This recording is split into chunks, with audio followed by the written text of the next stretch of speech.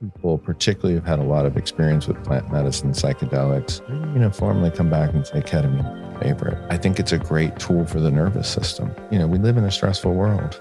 Using a tool that is safe to help you manage the stress, that goes a long way in my book. Ketamine has all these uses that will get sick people well. What about the people that aren't quote unquote sick? Being able to see this as a tool to really optimize it. When we start to tap into that, we start to make different decisions around our health and wellness. NAD is the stuff our mitochondria uses to make ATP energy. How do we get people's NAD levels up? Because doing so helps with longevity, preventing cancer, preventing diabetes, all these good things. There's some signaling that seems to happen within your nervous system. Because for most people, that light switch turns on, you feel like there's been a reset. Colors look brighter. Languaging is easier. Stress is easier to handle. You sleep better. You have more energy. If I had to pick one thing, wellness, longevity, performance, NAD. COVID became about two things. One, prevention, which was wearing a mask, separating the distance, and then taking a vaccine. Very little conversation has been about how do we treat COVID. If we're really trying to protect each other and protect society, then the real question is, let's show your antibody status, because that's what matters. But that's not the question being asked.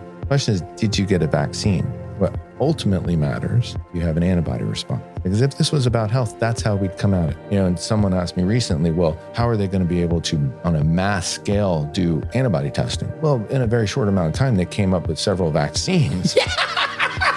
You decide to take the vaccine, which is great. I want you to be really excited about it. I don't want you to make choices out of fear. And it's always going to be choices. But we're moving to a place where those choices are being taken away from people. It has to be individual choices. It has to be individual questions. It has to be challenging the status quo. That's the only way we're going to make progress and learn. And let's do it. And let's be able to disagree.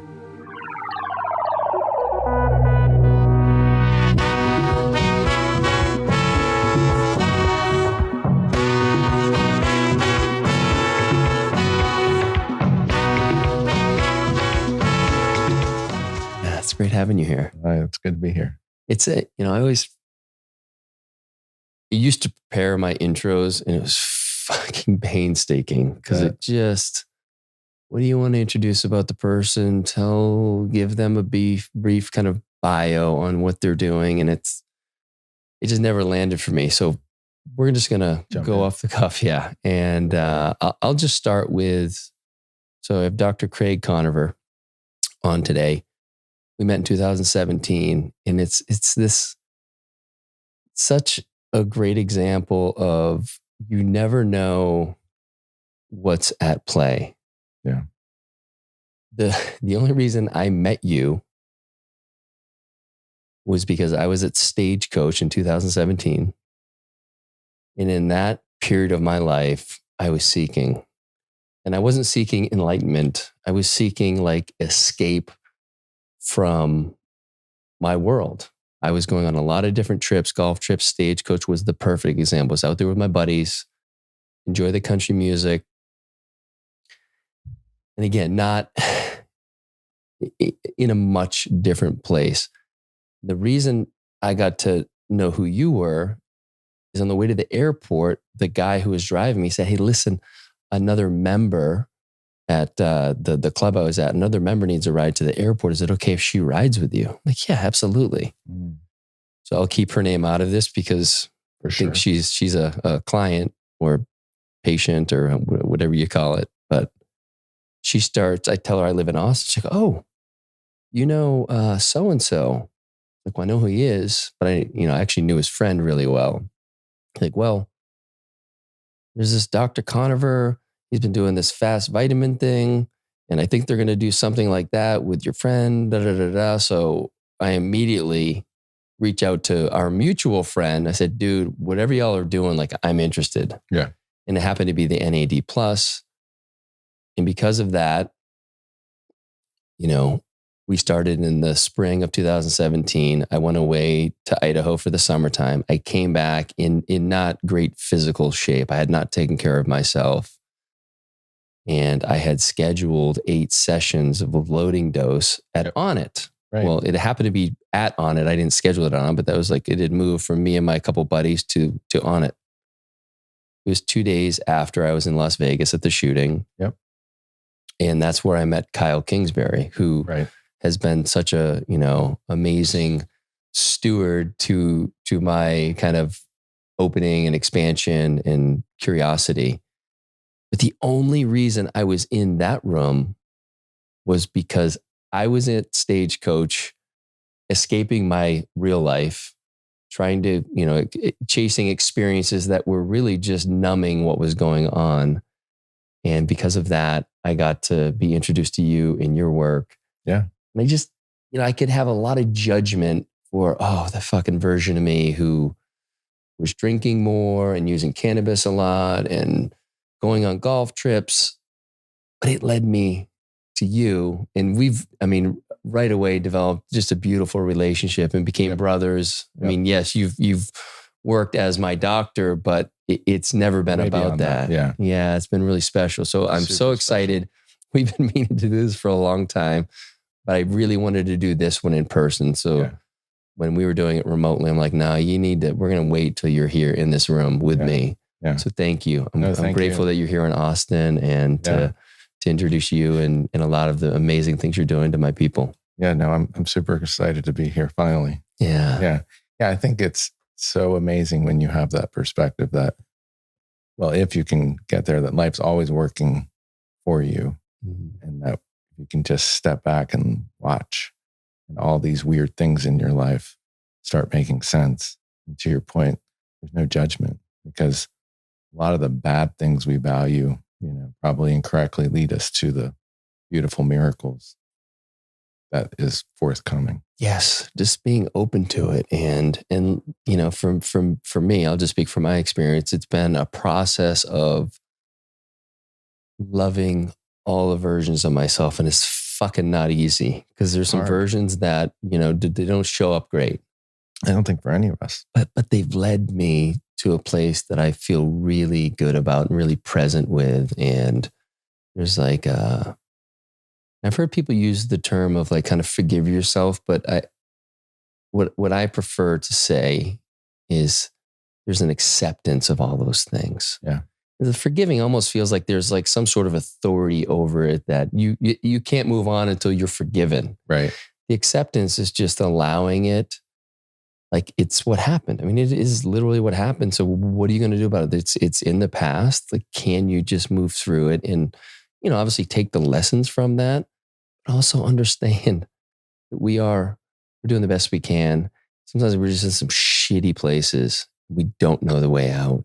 And a lot of your work is about moving through those shitty places to greater presence and awareness and healing internally, obviously with the physical body, but also the spiritual body, which I think is so amazing, the work that you're doing and the boundaries you push that most doctors don't, because they're either not curious or they're scared, or everyone has their reasons. But I've always been drawn to you because you're willing to take risks. You're willing to challenge what's being propagated and say, you know what, there's got to be a different way.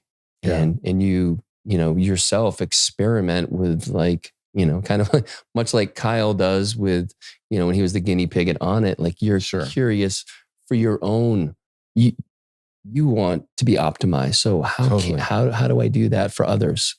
Yeah. And like we were talking about before this started, is questioning everything, like, certainly I've learned that even more with the pandemic and being open to, because one big tenet for me is I want all my patients, everyone I care about, everyone, period, to have the best life. And I think you can only do that by trial and error. Like, I'm not into generic advice. But once you can understand that everything is made up, like, it's all made up, all of it. And so the part that's meaningful and that matters is how you view it and how you relate to it and how you can make sense of it under your own lens, or through your own lens, through your own perspective. And then it gets really good, because then you can own the choices and decisions in your life, for better or for worse. Just own them.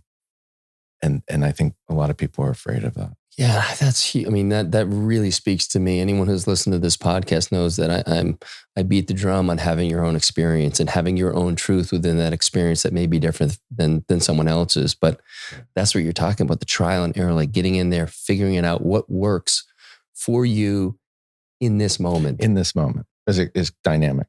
Yes. And that's simple things like, oh, I want to eat just vegetables, to I want to work out a certain way. I want to have a certain spiritual practice. I want to take certain supplements. Like, it's all dynamic, but the only way you're ever going to know is to try.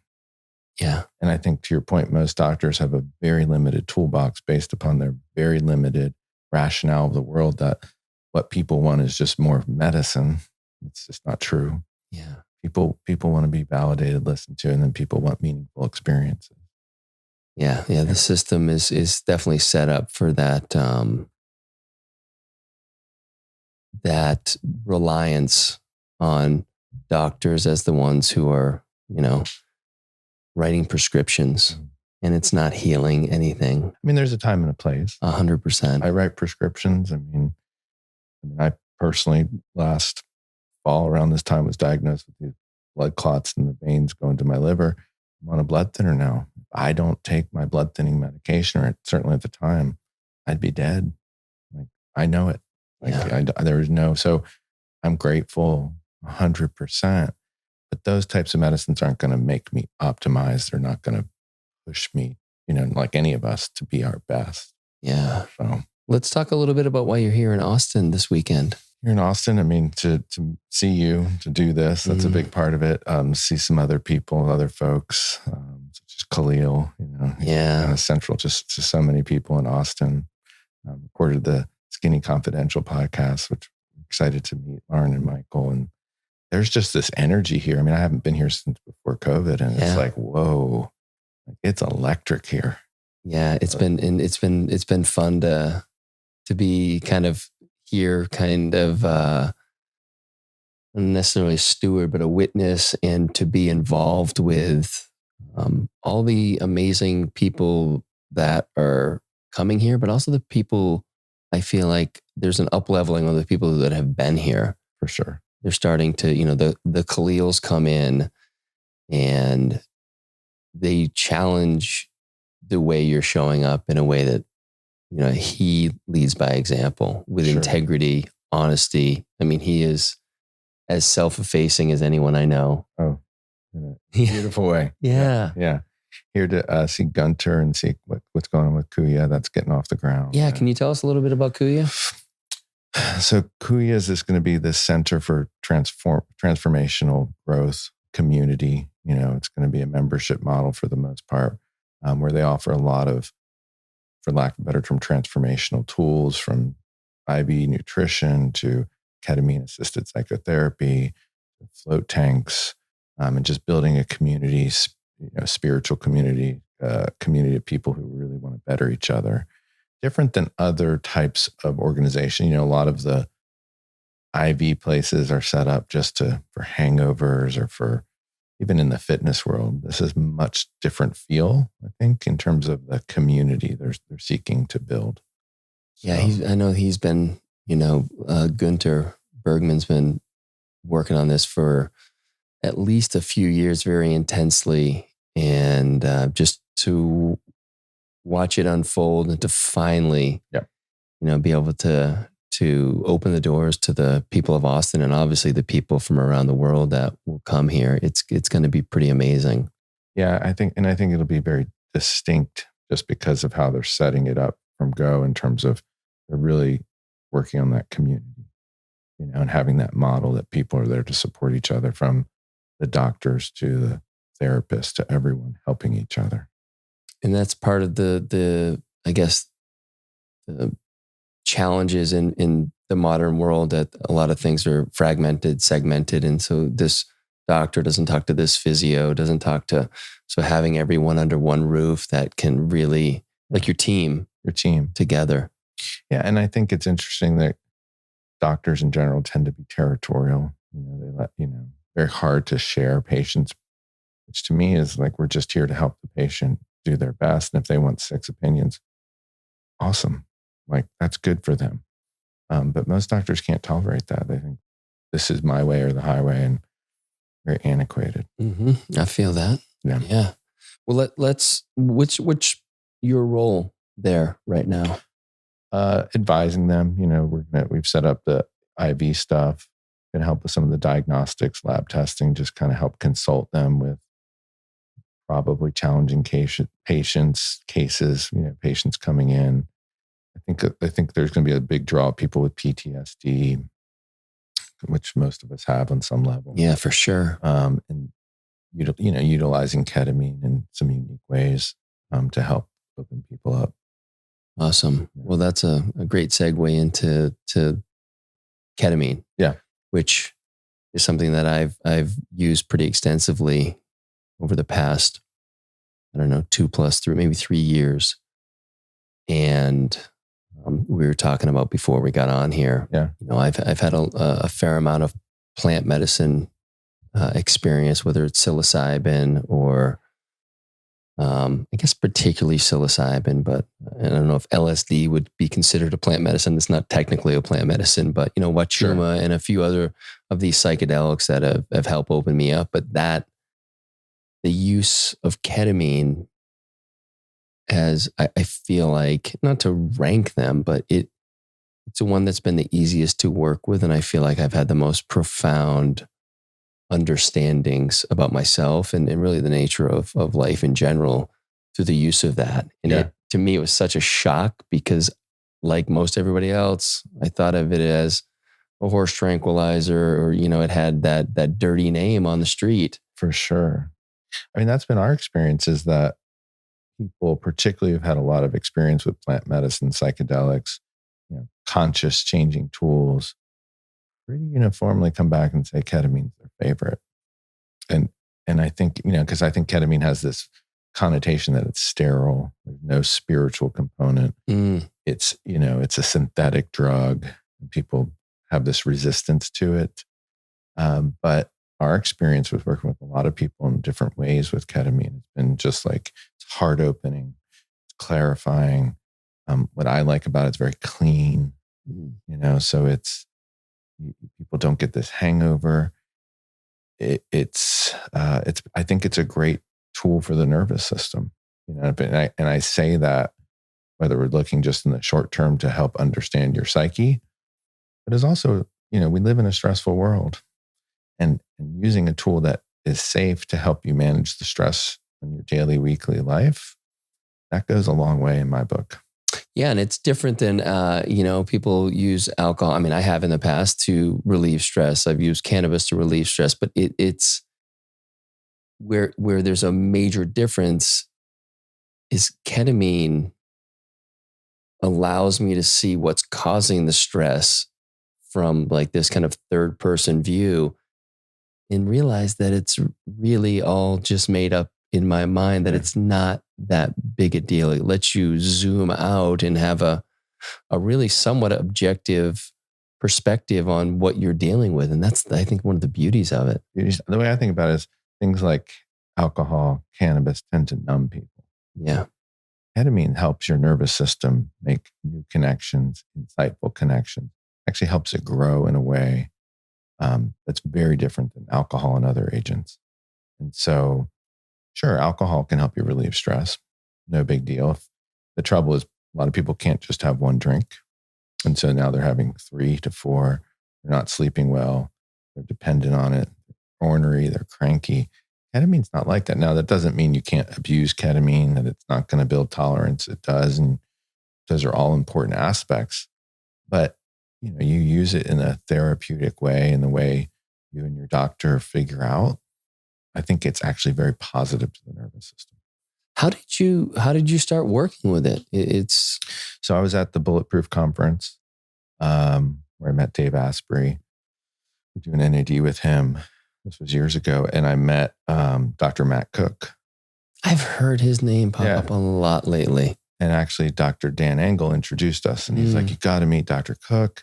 And so he was there. And so we just started talking, hit it off. And he's like, I want to learn about NAD. Do you know much about ketamine? And I was like, I don't. And he told me kind of, well, try it this way. And I came home from the conference, and the normal way when I learn about something is I got to try it on myself. You're just like me. It's like, let's do it. One of the many reasons I love you. Yeah. So I ordered some. Yeah. And then, I had NAD running, and the way I wanted to do it was a intramuscular shot. Okay. So I remember had the nurse give me a shot, just sitting there, and I was like, whoa, this is really interesting. And it felt very freeing and light. And it wasn't this big, like, oh, I got this insight, like this is really important. It was like, this is just a fun experience. Somatically, I felt good. So that's just where I started. So, friends, family members, staff, we like to try stuff to figure out, okay, what's the best way to do this, the safest way? And then we kind of spread it out. And that's how we still do it in our office, for the client, the patient that we think it's applicable. We'll bring it up, we'll discuss it, we try it. And then for those clients further who, recognizing that most of the stuff is not going to be done in the office, we developed this nasal spray, which a lot of people, not just, my practice, but a lot of practices now use. We combine ketamine with oxytocin, the social bonding love hormone, kind of a safe landing. And it's kind of like a microdose. Yeah. What I like about ketamine, very, very safe, very few side effects. I mean, used appropriately, even long-term, we really don't see any negatives, right? I think the challenge is you have some people who have an addictive personality. They get whatever it is in their hands and they just say, this is the end all be all. I'm going to go to the end. Well, probably not for you. Yeah. Probably, yeah. But for most people used appropriately, it's a very valuable tool. And I think the thing I've learned a lot about is I wasn't thinking that way when we first started. I didn't think it'd be this tool. I thought it'd be this treatment for PTSD, treatment for anxiety, treatment for depression. Now I see it as people who are well can benefit from understanding themselves, their consciousness, the world around them in a broader way. That's very safe. That's awesome. Yeah, that's I'm glad you brought that up because the use is a perfect example of, I think, the way I see you in the practice, that ketamine has all these uses that will get sick people well, right, through the traumas and whatnot. But what about the people that aren't quote unquote sick, right? Being able to see this as a tool to really optimize and to get into the spiritual side of, really being able to sit with the questions of why we're here. Like, these tools are so important. When we start to tap into that, we start to make different decisions around our health and wellness. And for me, like, my position on it is, which I don't think most doctors understand, whether you've got diabetes or cancer or Parkinson's or just dealing with, I want to lose weight, we can't really get to the crux or the core of what, that relationship's about if we're not vulnerable and trust each other and be open with each other. Most doctors come into that relationship saying, here's a few pharmaceuticals, right? That's not what we're here for. We're not here just to take medicine, because most people are numb to the world they live in. A lot of people don't feel safe. How do you have those conversations by just talking about diabetes? It's impossible. So ketamine, there's other tools, start to open those doors, allow people to feel safer. And that safety allows them to say, I want to explore. And if I want to explore, there's some unknowns that are scary, but if I can do it in a safe, guided way, I can start to learn about myself better. And then we're going to make some progress. And then it gets really amazing and valuable. We're working together on a common goal. I was just thinking back, by the way, the very first time I did it was with you, and it was intermuscular. And I remember you and I sitting together afterwards. You're like, so how you doing? How was it? And I was like, it was interesting.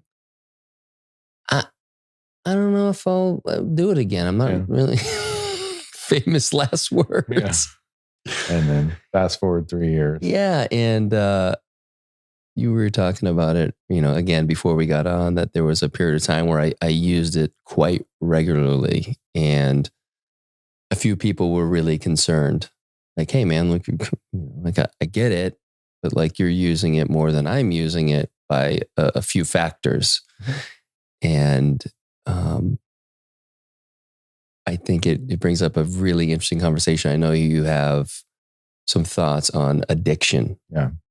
because I didn't feel like I was addicted to it in the sense of,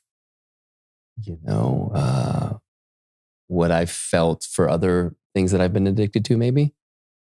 I was searching for something and I felt like I was on the track and I was using it on a regular basis to kind of, intuitively get what I needed. And I felt like on one particular day, I got it and then I stopped. Yeah. And I didn't really even, I don't think I used it for probably 2 to 3 months after that. But let's talk a little bit about addiction. Sure. And how it's viewed by many people, from the outside of, oh, you're using something a lot, you must be addicted. That's bad.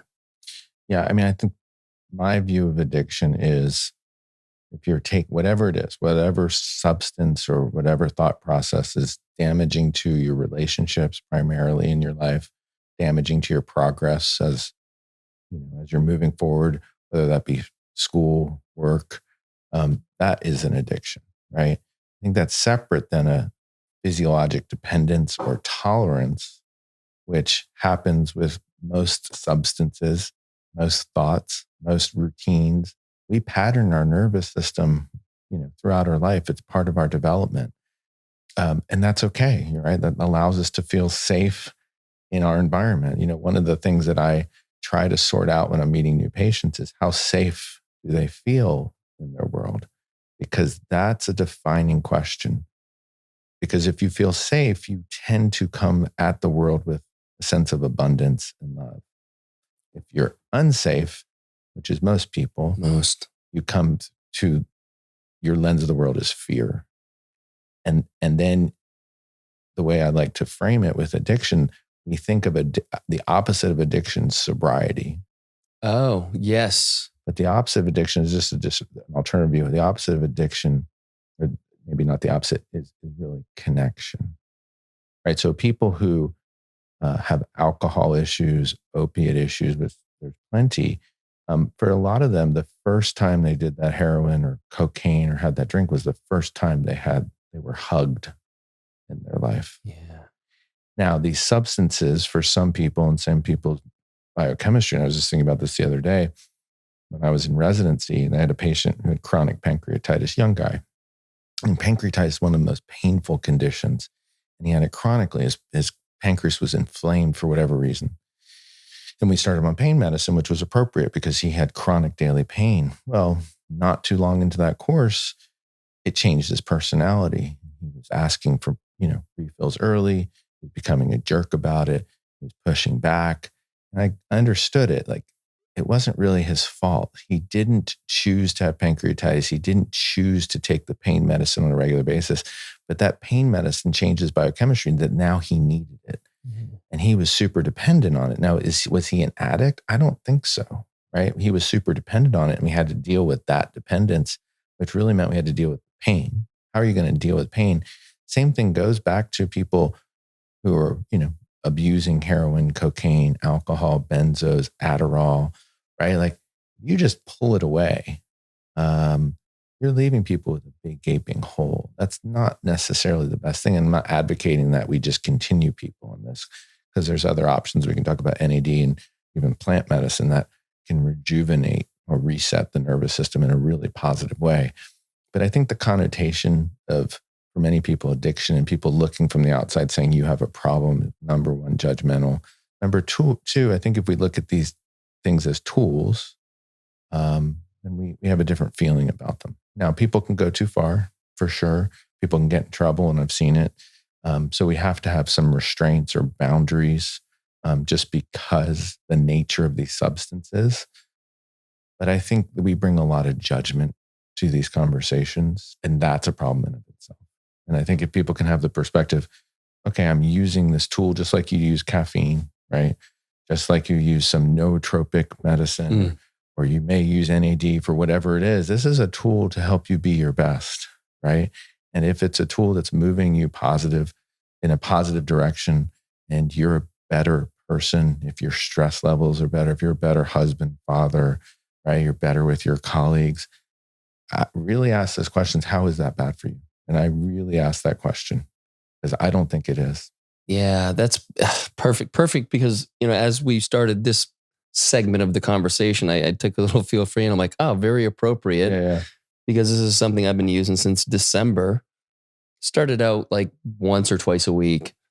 And now it's probably 2 to 3 a day. Yeah. And again, when you make a snap judgment on it, well, that's too much. You must be addicted to it. Mm. Okay, that's one definition of addiction. Yep. But, I don't believe this is, you could argue that this is self-serving, but to all the things you just said, this product, this combination of kava and kratom has made me better. It has made me better at, when I'm sitting down at the computer to do work, when I'm on a podcast connecting, when I'm around my kids, if I go out to dinner with a group of people, if I'm at a big event where there's a lot of people and maybe I just don't really want to be there, it opens me up. Yeah. And so it actually makes me perform better. Awesome. I think too, if people can look at this when they're thinking about these different substances, I think one very practical way about this is don't have this in a dark, secret place, right? Don't do this on your own where you're hiding it from your friends and family. Like hold yourself accountable. Yeah. Where it's in the open. Yes, I like this. It helps me, feel my best, and they can watch over you and check you, which is great. But if they can check you without judgment, right? But that accountability is important. And I think people get into trouble. I had a patient probably 6 months to a year ago, and he was doing great, a lot of anxiety. And he was, we had him on the ketamine nasal spray, doing great. But then I learned he was at a party. His wife reached out to me Monday morning and crying and said he really had a breakdown. He acted inappropriately, got aggressive with some of the people there. And I brought him in and the three of us talked. And I learned that, he was using the spray and drinking after his wife went to bed. And he was doing it secretive. And he's keeping it in the dark. That was his problem. Not necessarily that he was using it, but he was hiding it. I think that hiding is like you want to be your best self wide open. Even the dark stuff. Yes. And I think that's a great point because I can even speak to that with my experience with ketamine because Peyton saw the benefits, but was concerned about the amount I was using based upon whatever in her mind was appropriate. Right. And my thoughts around that were very different. And so I was definitely in that space where I was fucking sneaking it in some regards. I'd be over working, in the guest house and there were definitely times when I was purposely hiding it, because I'm like, I just wanted to follow my intuition on this. And I didn't want, I didn't have a good reason other than I just feel like this is the right thing for me to do. And I don't think that was good enough for her, but I know that was such a shitty feeling. And it made me feel like maybe I am addicted to this because I am hiding it. And I feel all this shame built around it. We were talking before the podcast about this client I met yesterday, and we weren't talking about this directly, but he had a great response because we were talking about things with the vaccine and the pandemic and making decisions in your life. And he said, well, here's how I handle it. I just ask people, how's that working for you? It's like, that really cuts to it. If you can really be honest with yourself and saying, yeah, I'm using Feel Free, I'm using ketamine, I'm using this, I'm actually progressing and my relationship with my spouse is amazing and I'm doing great work and I'm feeling good. I would say that's working for you. Right. Yes. And I think that's just keeps it simple. Right. Because again, it takes some honesty and authenticity and it takes the safety of I'm going to be vulnerable to say as well, yeah, this isn't working for me. Yeah. Like I'm slacking or I'm feeling more anxious or I'm feeling the need to reach for this because this is bubbling up inside of me and I don't know what to do. It takes that. But that's, I think, what we're striving for as a community, like support each other in a non-judgmental, very safe way. Yeah. During the period where I was using ketamine on a pretty regular basis, I had a friend, pull me aside and from such an open heart, just expressed his concern, zero judgment. And I knew it wasn't easy for him to do that. Yeah. But he fucking did it. And I mean, for many reasons, he and I become, really close, but that showed me his character, that he could love me and show up for me in a way that was really uncomfortable for him, to challenge someone that, in some ways he looks up to me in some areas. Right.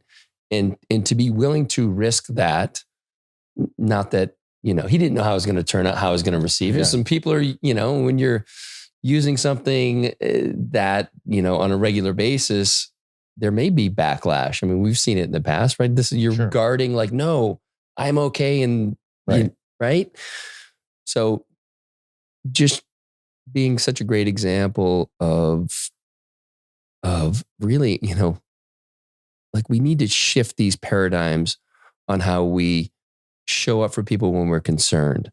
A lot of times it's fear-based and we're afraid something's going to happen. So it comes from, it starts at the heart, but it comes through the fear filter and it fucks up the message, because then there's no conversation. I'm defensive. Sure. You're feeling like, you're trying to act from the heart, but you're so scared. Just being able to put it out there. And again, so like just like breaking down the ways we look at things like addiction. Mm-hmm. To your point, is this working for you? You're using it more than what so-and-so deems as appropriate. Well, is it working? Right. And if we can just start to sit with the questions rather than think everything's black and white. If you do this more than one a day, then you're addicted. Sure.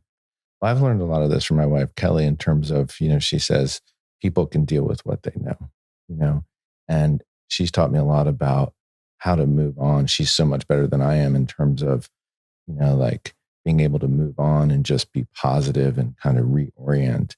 And I think to your point of like people being afraid to get out there and say things or lend that hand. And I think it goes back to a lot of that is just like, let's just be open and direct. Like we don't need to dance around it. Like, yeah, I'm concerned for you because I see you using that a lot. How's it working for you? Is a lot that conversation starter for you to respond, not be defensive, than like you're doing something wrong. Yeah. And for people out there listening, like everyone has different biochemistry. Like it just is. Everyone's an individual. So some people need a lot more to work for them than other people. And there is no judgment. But honestly, the only way to know that is to try. Yeah. And if you don't try, if you didn't go down the path where you felt comfortable trying it and taking more in this instance, and part of that is, having trust that you're going to have a safety net, that you're going to have your wife to check you, someone like me that can check in with you. Yeah. Then you wouldn't have gotten to that place. Right. That's right. And so then interestingly, like when I was thinking about coming here and talking to you, thinking about how we first met, and then watching you, like and even talking to people in the community just the past few days, like you are such a bright light. Mm. Like you and your wife are seen as like very special. And like, I've always known that about you. Like I felt very close to you, very connected to you very early on. And just hearing other people, like you've made so much progress and growth. And now you're of service to so many people. It is unbelievable. So you using ketamine, you using Feel Free, awesome. Like go for it. Do it because you are special and you're doing amazing work and people need you at your best. Thank you for that. That means a lot coming from you. Yeah. Appreciate it. Yeah. Well, let's talk a little bit about, a lot of the work we've done is around NAD. Yeah. Fucking questions all the time. What is NAD? And I do the best I can, but I would love to hear it from you. And I had someone ping me the other day about was taking some sort of oral NAD. Yeah. He said, what do you know about that? I said, I don't know. I've always done it IV. Right. And I feel like that's the right way. But I don't know. It's not like, the hard thing for NAD is it's not as crystal clear. Like feel free, when you drink feel free, 10, 15, 20 minutes later, you feel something. Like you're in it. Yep. With NAD, you don't always feel that. Correct. Sometimes later in the day, you'll feel really good, but it's much more subtle. Mm-hmm. So first question, what are your thoughts around oral NAD? Okay. Yeah. Versus IV? Yeah. So just a little history, not to get too far down this path. NAD is this B3 vitamin derivative, chemical cousin of niacin, grew up actually in the 1930s for addiction. The NAD historically has been one of these tools to help turn off cravings, whether it be alcohol, opiates, benzos. And it, from my observation, probably better than anything else on this planet. No shit. Yeah. And so kind of ignored by conventional medicine for decades, resurfaced in the 90s where people travel to Mexico for 10 straight days of intravenous NAD for their addiction. Again, we talked about that. It may not be totally appropriate, but for whatever substance they're using, wanted to get off of it. In 2006, a gentleman from the States had a pain medicine addiction, traveled to Mexico, changed his life. He opened a clinic in Atlanta. I got to know him over the years. And then one day he came to me and said, because he's not a doctor, I need some help. There's a lot of people wanting this. Help me answer questions. And so we started using it. And so at the time, there wasn't this oral, I'll get to that. Yeah. And NAD was known as addiction. Like, this is what we want to do for addiction. And what they did in the original protocol is very high dosages, 3,000 milligrams. It's very uncomfortable for people. It takes 6 to 8 hours, if not longer. What are we, 750 milligrams? 750. And so we did a lot of testing, 250, 500, 750, 1,050, but kind of figure out. For me, I found 750 is a sweet spot. I'm not going to say it's perfect, but most people can get through it in an hour and a half and then come back the next day. And then we found that people do best with a loading dose because NAD is the stuff our mitochondria uses to make ATP energy. And so now that we know that, there's been a lot of research over the last 5 to 7 years. How do we, kind of get people's NAD levels up? Because doing so helps with longevity, preventing cancer, preventing diabetes, all these good things. Dr. David Sinclair did a landmark study from Harvard that shows giving mice, an oral NAD precursor. At the time, it was this molecule NR, nicotinamide riboside, helped boost NAD levels. Now, it's not a great study, but it got published. He's from Harvard. It certainly works. I certainly think it can work, but I don't think it works as well in terms of what it does with NAD. And so to me, the gold standard is about bioavailability, right? Like if you want to, what I tell people is pneumonia. Pneumonia is still probably top 10 cause of mortality in this country. About 2/3 of people get pneumonia can do well with an oral antibiotic, but 1/3 still need to go to the hospital to get IV antibiotics. That's to do with the bioavailability. So, and just for people, bioavailability means your body's ability to, if you take, 1,000 milligrams of NAD, how much of it is actually getting into your body? What percentage? Correct. So we think in general terms, if you take something orally, only about 20% is absorbed. IV, you're closer to 100% of the time. So we think IV is the gold standard. And really, that makes sense. I also think it's the gold standard if you it's the most direct way. What about suppository? Where does that percentage? Suppository can be high. There's some agents that suppository is going to be close to equivalent of IV. Can work super well. Just for most people aren't going to stick to it routinely. I don't think. Yeah. Luke Story had turned me on to, are you familiar with Mitozen at all? I've heard of it. Yeah, they have a NAD suppository. And when we were going to Italy, he's like, it would be great for you to do this while you're over there. Because obviously I'm not going to do the IV. Right. Yeah. And so a little awkward. Haven't, this is the first time I've done that. And that's what I'm saying. It can work, but probably for most people, not a viable option. So, fair. So from a bioavailability, I think IVs, 100%. Sub-Q injection into the fat, probably 80%, intramuscular, probably 70%, sublingual under the tongue. So actually 50%. sub-Q is actually more than intermuscular. Huh.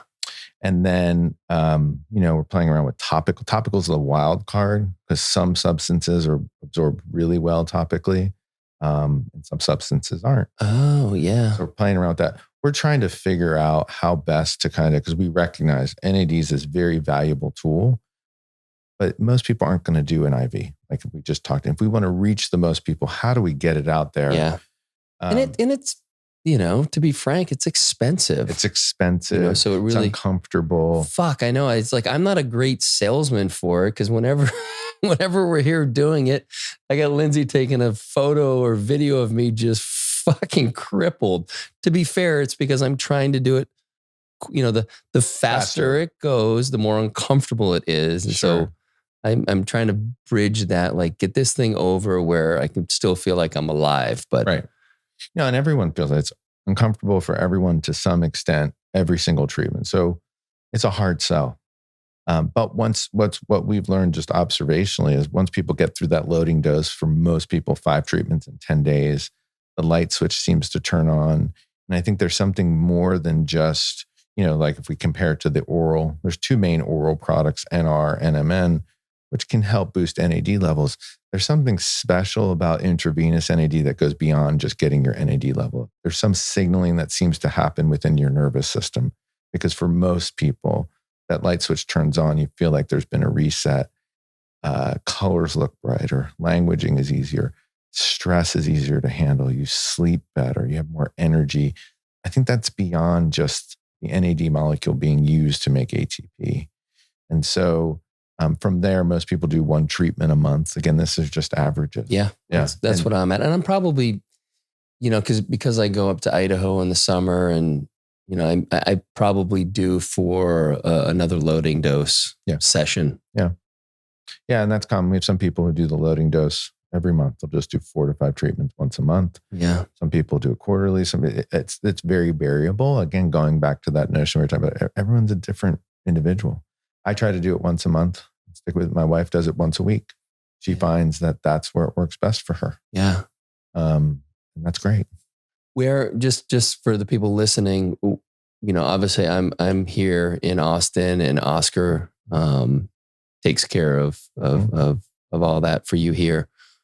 What other cities will people have access to your NAD work? So we're based in Charleston, and then we have nurses in many cities across the country, but we also train doctors and practices. So we have a network of about 125 practices that we work with who kind of use our protocols. Not every part of the US, but it's a lot. It's growing. And people can go to our website, and actually we have a physician located. They can type in where they locate, and they'll kind of direct them to the closest place to get it. Perfect. Yeah. Perfect. Anything else on NAD that you think is important for people to know? I think you covered a lot there, but people ask me frequently, like, if I had to pick one thing, to help optimize people, whether it's wellness, longevity, performance, it's NAD. Yeah. Like, I think it's that special. I think it's worth trialing. I think it's worth getting involved in, even if you're taking an oral precursor. There's so much data in terms of the benefits of NAD. If you're young and healthy, you probably don't need it as much because you haven't been stressing your body as compared to someone who's lived 4 or 5 or 6 decades of their life. So that makes sense. But I think it's a big safety net. Yeah. Big safety net. Great. Yeah. Great. And then, while we're on the topic of things to optimize, we've worked with peptides and testosterone as well. Yeah. So let's give people a little bit of, and you can even use, the experience with me or however you want to talk about it. But, I know, where do those fall in to the kind of the rankings? I think of, these are good questions. I think, particularly with men, testosterone's foundational. And as men get older, and some men it can be when you turn 28, most men by their 40s, your ability to make testosterone declines somewhat dramatically. And it has this connotation that the bodybuilders use it. You make your arms really huge. You get edgy, you get irritable, you get aggressive. But testosterone's foundational for our nervous system. It actually, I think when men get cranky and ornery and irritable, it's because their testosterone's low. And so for me, I just speak from personal example. I've been on testosterone, I don't know, I'm 47, probably 13, 14 years now. I remember when I wasn't on it before, the world was a harsher place, harder to laugh, harder to feel good, harder to make decisions because I felt even depressed at times, right? Testosterone really works on that nervous system to help people feel happy. Like beyond the physical, which it certainly helps with lean muscle mass, helps with performance, helps with recovery. I think it helps men feel confident, have their memory be acute, sleep well, things related to the nervous system. So I think for men, testosterone, big hormone. For women, it seems to be, there's more hormones. Women tend to be more complicated. Of course, we're lucky as men. Yeah. Yeah. But thyroid dysregulation and having insufficient thyroid levels seems to be the biggest pressing problem that I've seen for women as they hit the third, fourth, fifth decade of life. And not figuring that out, just women start to slow down. They gain weight. They get brain fog. They just can't operate like they used to. It's very stressful. And then that has a negative impact on other hormones. So our approach is we like, again, individualize it, figure it out, look at all these different hormones, kind of piece it together to see what works. Gotcha. And then, so a couple questions. One, someone was actually telling me this the other day that testosterone is really the one that makes everything else, all the cortisol and the other, I'm kind of blanking on, it is like the master kind of generator of those. I don't know if that's true. Okay. Talk to me about that. But I think everyone has, there's some generalized, but I think everyone has kind of their linchpin hormone. Okay. So to me, that means, and for most women, it's thyroid, meaning if you don't get that working the best, it's going to be hard to get their estrogen, their progesterone, their cortisol working well. For men, sometimes it's testosterone, but I've certainly seen with men that it's cortisol or growth hormone or rarely thyroid, where if we don't get that working well, none of the other stuff will work. So I think of it as kind of this linchpin, it's the key one. I don't think testosterone's the master though. Gotcha. There's so many different hormones. I think for men, testosterone plays a much bigger role than it does for women, but it's not everything. And I've seen that with a lot of men who are like, okay, just load me up on testosterone. Well, that's not necessarily the best thing either. Yeah. Okay. Gotcha. And then around the thyroid, I mean, how challenging is it to get that thing back? It can be challenging. I've heard that. And it can be challenging because thyroid's related to glands, it's in our neck, related to metabolism, temperature, things like that. And for women, there can be seasonal variations. Like in the winter, they need more thyroid. In the summer, they need less thyroid. The different thyroid hormones, T3 and T4, are different half-lives. So how do you dose it? How do you give nutrients to keep the thyroid healthy? The thyroid seems to take a hit from environmental toxins, even things like cruciferous vegetables, people don't realize. They can be detrimental to a thyroid metabolism. And as mostly females can't eat too much of those. It's things like kale and cabbage and broccoli and cauliflower. Those types of vegetables can interfere with thyroid. Soy interferes with thyroid. So it gets complicated. And so what I like to tell people, it's still a clinical entity, meaning we want you to feel your best first, and then we're going to figure out the lab stuff later. Gotcha. Okay. And then what about peptides? So we've been doing some work with that too. Yeah. Peptides have just taken off in the last probably 2 years. So they're chains of amino acids. Amino acids, kind of the building blocks of life, all natural molecules. Peptides are just, if we put these amino acids together, if they're less than 40 amino acids in length, we call it a peptide. If they're greater than 40, we call it a protein. And so what's nice about them, so safe. Rarely ever see any side effects, certainly no negative side effects. So safe. Grew up the way I think about it in the competitive CrossFit community where people are looking for a competitive edge. Started using growth hormone releasing peptides. These are peptides like ipamorelin, semirelin, GHRP6, GHRP2 to help push out growth hormone because growth hormone is such a recovery type hormone, helps people mend, heal, repair their tissue. Certainly well known in the higher echelon professional communities because when you injure yourself, there's nothing like growth hormone. Gotcha. You come back quickly. And so peptides were a way for these competitive CrossFitters to get an edge so they could beat themselves up, but wake up the next morning and keep doing it. Right. Mm-hmm. But since that time, now we have peptides for your immune system, peptides for your nervous system, peptides for skin, peptides for inflammation. And what we found is putting them together in novel combinations, we get really good synergy. And so what we do is we pre-fill syringes for our clients. People can go on our website and order, and we send you a month at a time. You don't have to think about it. You just keep it in the refrigerator, take it out once a day, give yourself a shot in the rear end. The vast majority of people have a positive result. So safe. Yeah. So safe. Awesome. Yeah, I've been using those, and it's safe, it's easy, and I love that it's pre-filled. Boom. The only time I don't do it is if I forget, but it's I think the frictionless quality to it makes it really easy to continue to use it. Yeah. And I think it's going to be, if we looked at oral supplements, nutraceuticals, they have their place. But we're finding that some of these injectable therapies, we can accelerate progress much faster in a safe way. Let's talk about the post from August 4th. Yeah. About the what was around ivermectin. Sure. And you had put, if you could share with everyone, it was a refusal to fill. Yeah, it was a patient who had been diagnosed with COVID. And we called in to one of the big box pharmacies. We called that in for them. And we got a message back that the pharmacist refuses to fill it. And so upon further inquiry, it wasn't because there was some sort of interaction, right? Or safety issue, which sure, pharmacists kind of are the gatekeepers to make sure of that.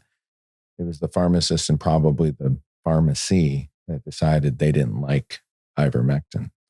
And they refused to fill the prescription, which really bothers me, because that's not their job, right? Their job is to take the prescription order, check it, make sure there's no interactions with other medicines the patient may be on, make sure it's safe, whatever, and then fill it. Whether their personal opinion about the medicine, whatever it is, it doesn't matter. You got to check that at the door, right? When you go in and put on the pharmacy coat, you're a pharmacist, you got to be professional. But they were passing judgment over ivermectin, which obviously has become controversial because it's talked about, it's this horse feed and it's this bullshit stuff and doesn't work. And how dare we try to promote it? And again, everyone's going to be their own expert. But from my reading, from my using ivermectin with patients, number one, very safe. We've never had a reaction. We've been using it for a year or more. Nothing, literally no negatives. Number two, it's been in use for 40 years by millions of patients. There's plenty of data on it now since COVID started on its efficacy to help reduce the frequency and severity of symptoms. It's like a win-win. Plus, at the time, it wasn't expensive. Powers that be wanted to tell a narrative. We can get into this with COVID that, COVID became about two things. One, prevention, which was wearing a mask and, separating the distance that was 6 feet, and then taking a vaccine. Very little conversation has been about how do we treat COVID when someone gets it. That's problematic, very problematic. But I don't like this notion because now it's even gotten further. Like we are now having hospitals, doctors refuse to treat patients if they're unvaccinated. Refuse. And, as a doctor, we take an oath, right? We're familiar with the Hippocratic Oath, first do no harm. There is no judgment, whether you have a vaccine or not, whether you're addicted to heroin or not, whether you've got pneumonia or not. It's not our job to sit here and beat you up for the decisions or what's happened in your life. We're here to help you recover. And so for these doctors and hospital systems alike who have decided to draw a line in the sand and say, hey, we're not treating you because you don't want to be vaccinated, is mind-blowing and very scary for people to understand. What concerns me is not enough people understand what's happening with that. Yeah. And they've never claimed that the jab is anything more than a reduction in symptoms. You can still get it, contract it, you can still transmit it. You just may have lesser symptoms. Correct. And there's a lot around what else is in there, which is not being shared. Yeah, there's a lot of secrecy. But the question I have for people that I want them to ponder and really think about, because I think this gets to the heart of it. If we're really trying to protect each other and protect society and come at it from a health vantage point, then the real question is, let's show your antibody status, right? Because that's what matters. But that's not the question being asked. The question is, did you get a vaccine? And that's not nearly good enough, because for some people, the vaccine doesn't even generate that strong of an antibody response. So why does it matter per se, even if you've had a vaccine? What ultimately matters, you have an antibody response. But we're not allowed to ask that question. It doesn't count. That shows us that this isn't just about health. Because if this was about health, that's how we'd come at it, right? It'd be, and someone asked me recently, well, how are they going to be able to, on a mass scale, do antibody testing? Well, in a very short amount of time, they came up with several vaccines that they're mandating. Oh my God, yes. To 350 million Americans. So I'm pretty sure they can figure out how to figure out mass testing of antibodies. Oh my gosh, yes. Right. So that's not the issue, but that cuts to the core. And so for anyone, and again, I personally say if people want the vaccine, it's appropriate, I'm all in favor of it. All in favor of it. I just want people to be able to make informed decisions and do what their choice is. And if they choose not to get the vaccine, that is their choice. And with choices comes responsibility. Doesn't mean certainly doesn't mean they're a bad person. Certainly doesn't. There's no judgment. But this becomes so polarizing that if you're not going to vaccinate, you're dangerous to your society. First of all, if the vaccine works so well, why is people who aren't vaccinated dangerous? Like if you've taken the choice to vaccinate yourself, which is great, fully supportive, you should be protected. You should be good. Yeah. So you're choosing to do that. I don't understand the harsh, negative ferocity against people who aren't vaccinated, saying they're so dangerous. Well, it doesn't help, as we know, when you've got, hate to even call him the president, but that's where he sits right now, saying that this is a pandemic of the unvaccinated. Buddy, people who have been vaccinated have gotten it. And a lot. People who've gotten vaccinated have had many adverse effects, which are reported and largely underreported. I think a Harvard study said that these things you need to take the number of adverse effects and multiply it times 100. And that's the real number of people that are affected. Because I know plenty of people that I got it, felt terrible. Some kid had his side of his face was, somewhat paralyzed for a few days. Like, they're not reporting. They don't even know where to report it. Like, what are they going to do? By the way, just to remind people, there's exactly zero liability for any of the pharmaceutical companies. Right. Totally indemnified. And I can say it too, because I got COVID. My wife got COVID. Our dear friend and nurse got COVID really badly. I was hospitalized. I was on oxygen, the works. So I'm not speaking from some pie in the sky place of like, okay, let's talk theoretically. Like, it was the hardest thing I've ever done. And it's the real deal. And it's super challenging. Having been through that, my perspective is I still want people to be able to make that choice themselves. Right. And even further than that, I want to be able to ask questions, because I remember when I was in medical school, which was in the 90s, we had just started to figure out HIV. It took a good 10 years, right? Good 10 years to even understand it. We're not even 2 years in. We have so much to learn about this, right? If we can't ask questions, how can we make progress? And so all of this canceling and muting of people because you have a difference in opinion, we will never make progress and never get out from under this stuff. And that's those are the crux. Those are the things that I'm hoping eventually wake the majority up. Because when you see people that largely have nothing to gain by sharing what they believe is not being shared, what they think is the truth, and they are being deplatformed from YouTube, Facebook, Instagram, whatever the platforms, when you start to see that there's just one narrative being pushed and that the powers that be don't want you to hear anything that is dissenting, fuck people, look around the world. We've seen this happen to other countries where we've sat here, largely had free speech, and it's gone. It is fucking gone. So yeah, and so what I hope people can start to understand is what we're talking about is collectivism, right? Like people think if it's good for society, you have to conform. That's never in the history of the world worked out for that society, ever. So we're not starting from scratch. Like we've done this before.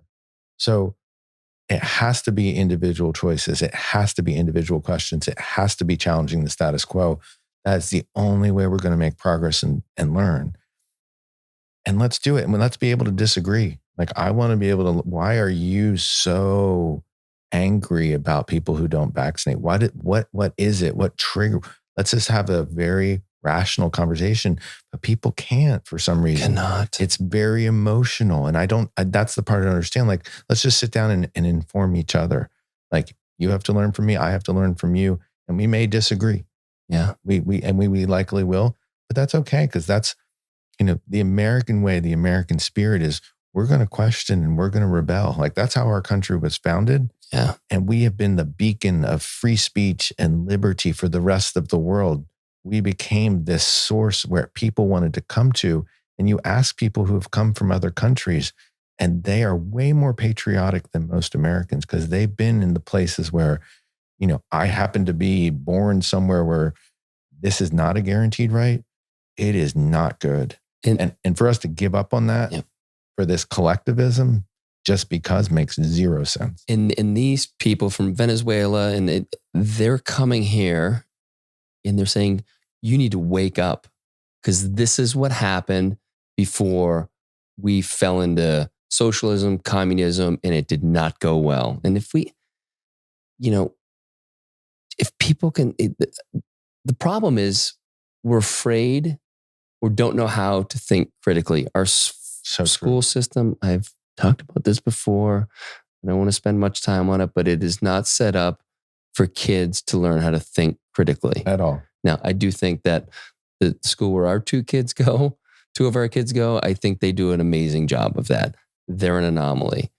So you're brought up in this system, just be obedient. Don't do this, do that. And thankfully, Peyton and I have recognized that doesn't work. And so we allow our kids maybe some more freedom and some bigger boundaries than others because we know that we need them to have their own experience. They need to fuck things up and then be held accountable to whatever is happening within it and then learn from it. Yep. Don't take my word for it. Go do the thing you want to do and see what happens. Totally. And then tying this back to the health of it, which I don't think most people realize, something like Prozac, for example, right? This medicine that can be useful for people who are depressed, anxious, a selective serotonin reuptake inhibitor. Prozac, now that's ubiquitous in the environment, has been shown to make people more obedient. And they did a study where they looked at tap water, right? And they just examined the concentrate. What's in the tap water? It was, I think, every pharmaceutical that's ever been made has been in that tap water.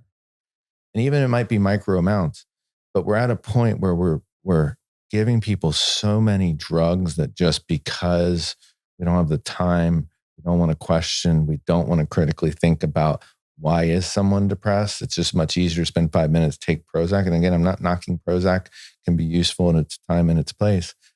But we have a barrage of chemicals now that have changed our biology. So to your point, it's the systems we've created to keep people obedient, right? We don't want people being disruptive and asking questions. And then it's what we expose ourselves to that's in part helping keeping us there. And I'm not a conspiracy theorist. I'm not by any means. I like to be I just like to ask questions. And so the big question is, what are we doing? What is the end game here?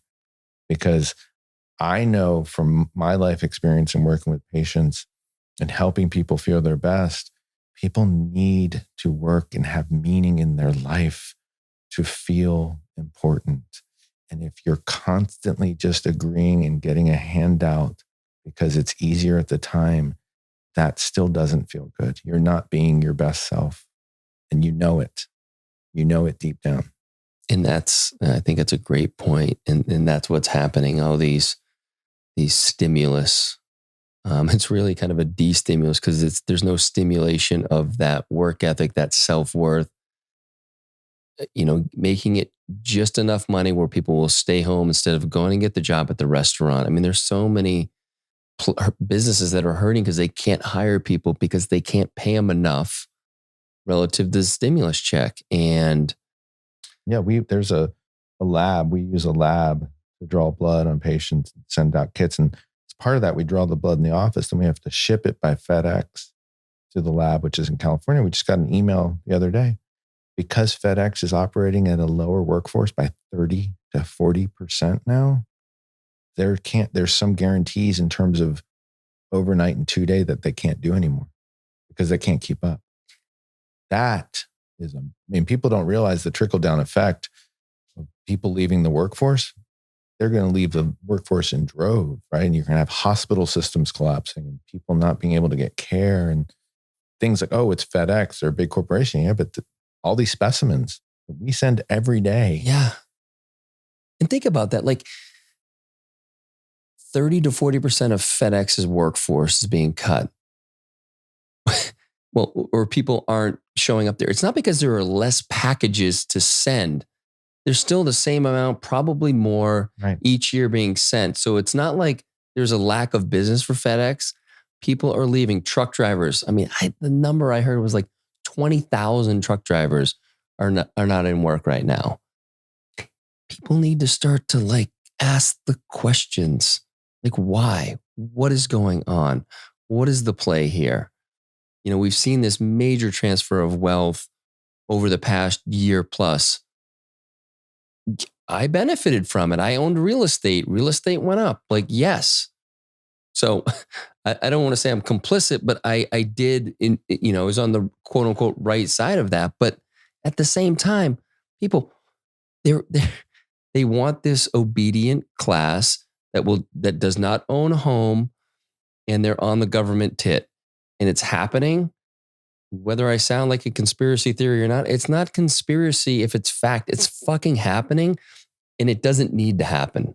Well, and I think there's this notion that if you're successful, that's a bad thing. That's right. Like, how dare you be successful? Like, you should be taking care of others. And the reality is we're all in this together. And all of our successes and all of our failures come down to the individual choices we make. And just like with, taking the vaccine, when I tell people, if you decide to take the vaccine, which is great, I want you to be really excited about it, right? I don't want you to make choices out of fear. Why would you ever put something into your body that you immediately reject and hate, right? But people do that with nutrition. People do that with their thoughts. They beat themselves up. I would rather people just own every decision, but be 100% supportive of those decisions you make. And some people are dealt a much harder hand. A lot of people are. Yeah. But it's still choices that they make and own to play the game. And it's always going to be choices, right? But we're moving to a place where those choices are being taken away from people.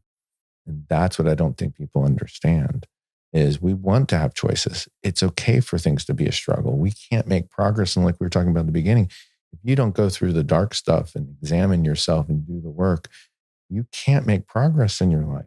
It can't be meaningful. And I don't know of anyone who wants to lead a mediocre life. No, agreed. No one.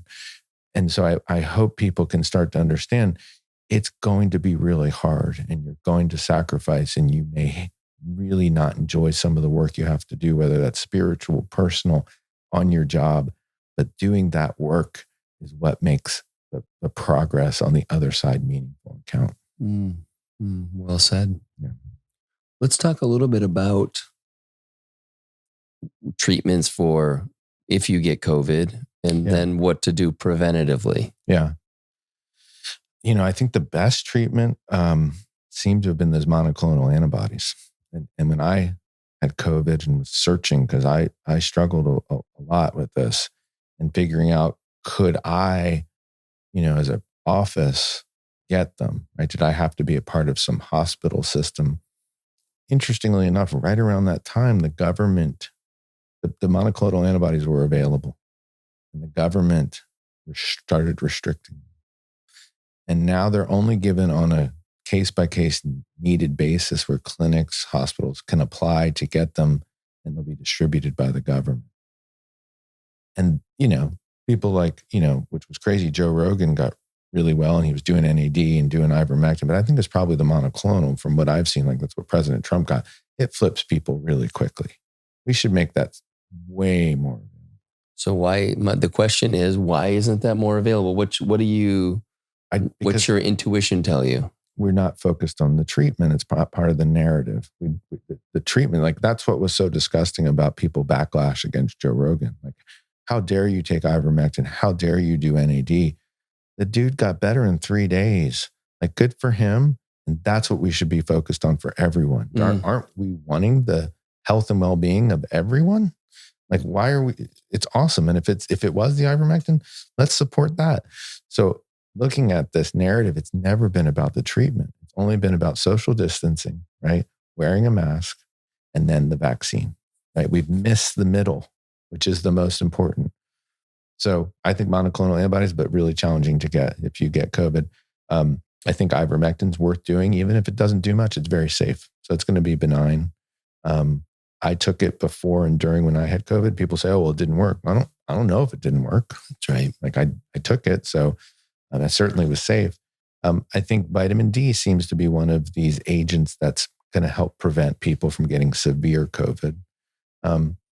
People should be checking their vitamin D levels, their vitamin D3 levels. We want vitamin D to be greater than 70. We check routinely. Most people aren't. So most people are vitamin D deficient. That seems to be a big factor. We just started doing a special immune system test just last week in our office to look at, they use it in HIV surveillance. It's something called a CD4 to CD8 ratio. It has to do with the white blood cells. And they're starting to look at that at COVID and people coming into the hospital, engaging how strong is their immune system. I'm just postulating that this is a good test for people to do once or twice a year to understand where people are, how strong their immune system is, whether you have antibodies or not, and then do some things to keep that immune system up. And I don't have the answers for that. I think vitamin D is a part of that. It seems from the epidemiology and some of that data. But I think some of it goes back to just like what I talk with patients about is, live, if you want to make real change in your life, live more primitively, right? Get up with the sun, go to bed with the sun, get fresh air, walk every day, move your body. Simple things that most people don't ever do. That's how I think we make ourselves stronger. Very simple, don't cost a lot of money. And if you really, most people have sleep issues and they're stressed out, you can do a lot of good just by leading that kind of rhythm, right? Get back in touch with the rhythms of your life and you will boost your immune system. Sounds probably for most people like, oh, okay. That's no, actually try it. Yeah. And it's like, I found in my own experience, it's like removing a lot of the things. It's not adding more. Obviously I take supplements and stuff like that, but it's not always about adding these things. Sometimes we need to pull these things off the table. And like you said, get back to the basics of our own kind of biology and the way we've moved through the world for, I don't know how long, but it's been many years. 450,000 years. Yeah, that's it. So we've if we can start to, I like that, live more primitively.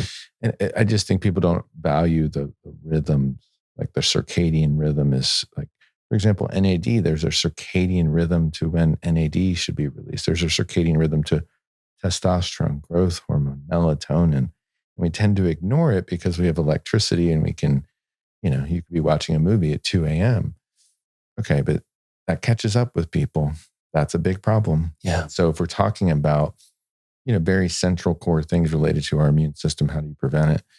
We've got to do the simple things first in many ways. Again, most people can't, right? Like if we look at diabetes, well, most of diabetes is prevented by just cutting out the carbs in your diet. Most people can't do it. And I know it's hard. Yeah. But it works. Yeah. All right. So someone gets COVID. You've got some treatment.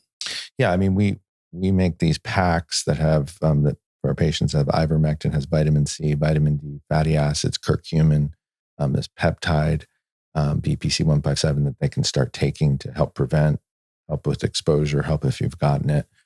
Is it enough? Again, there's so much, we're in the infancy of this, but it seems to make sense to take these immune boosting supplements with, again, vitamin D, vitamin C, fatty acids have been shown to be helpful to how active your immune system is. That seems to make sense. I'm a big fan of infrared sauna, right? To help detox, to help cleanse your system. I think that's a very useful tool, probably still underrated in terms of people, kind of the masses saying, what does it do? Some of these devices and systems aren't that expensive anymore. And I find them to be super valuable. We are exposed to a lot of stress. Helping our immune system cleanse that stress in a very real way with a sauna, I think is, talk to anyone who has a sauna, they'll say the same thing. Yeah. Agreed. For sure. And now I'm curious because you're always kind of poking the edges of treatments and, putting different protocols together. Yeah. What are you working on right now that's really exciting for you?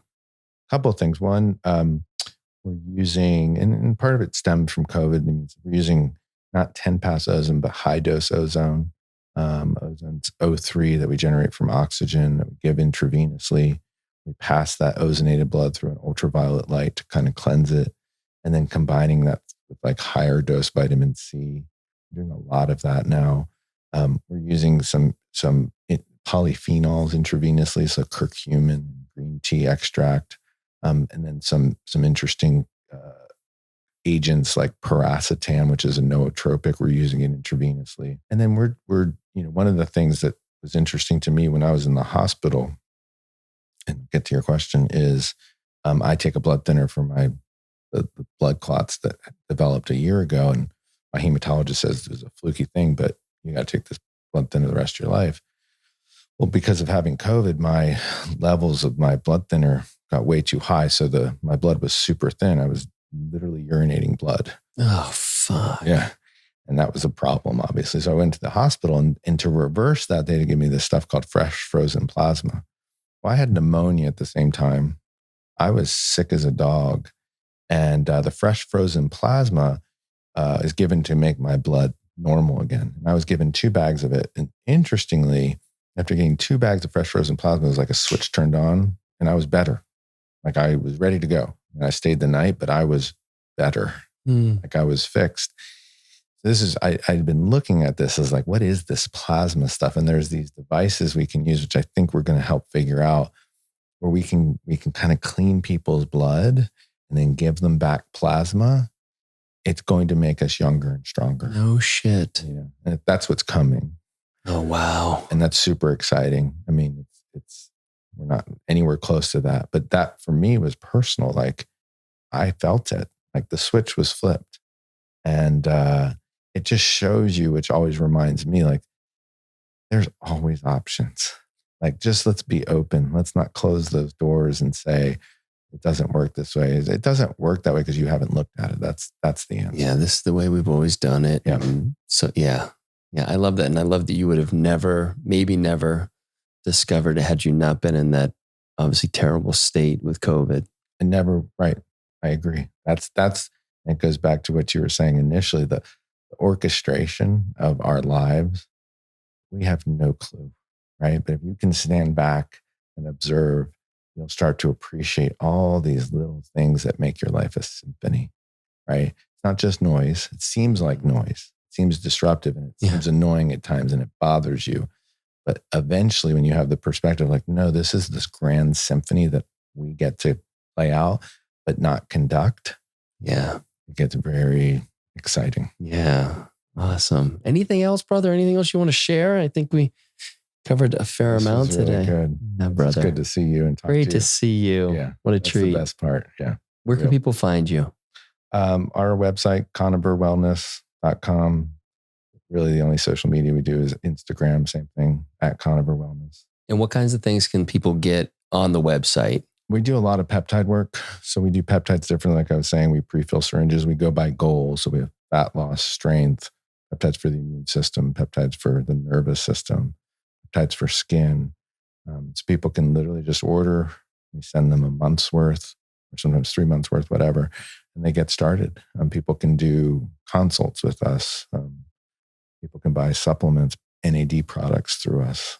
We're just always trying to innovate and figure that out. Yeah, that's for sure. And then again, if you want to find, certainly if you're in Charleston or if you're anywhere, go on the website to find any kind of doctors that will do the NAD for you. Yep. Amazing, dude. Great. Thank you. Love you, man. Thanks for being here. Yeah, no, thanks for having me. Yeah. It's a lot. Such a treat.